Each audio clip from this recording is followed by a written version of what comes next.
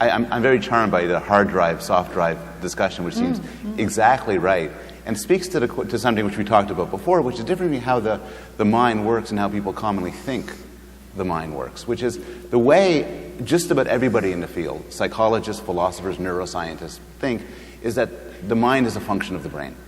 The mind and the brain are one and the same. This physical chunk gives rise to thoughts and beliefs and desires. But this is not how most people think about the mind. Most people intuitively, at a gut level, think the mind is separate from the brain. It has a separate existence. We can do our thinking without using the brain. This is at the foundation of many religious beliefs. You might believe that when you die, your brain is destroyed, but you, the person, rises to heaven. You might believe you could leave your body in a dream. And this is so what we are naturally is, I think, dualists. We naturally believe that ourselves are not our physical brain.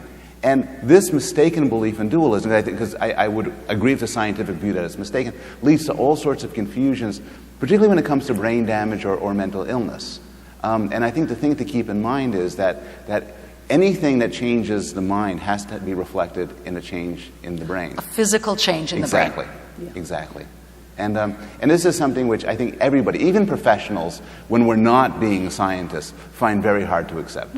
At a gut, I don't feel like I'm my brain. I feel like a person who's occupying this body. I don't feel like a lump of your meatloaf again. Yes. Well, I've been finding these brain scan experiments really interesting as they find things in my brain like my amygdala being 3 times larger. And this is fear, right? Your this fear is fear. center. My fear center is 3 times bigger than normal. And the movie showed me before I went on a low dose of antidepressants. I've been on a low dose of antidepressants for 30 years, and that low dose stopped this constant panic attacks and anxiety. And I used to try to psychoanalyze myself.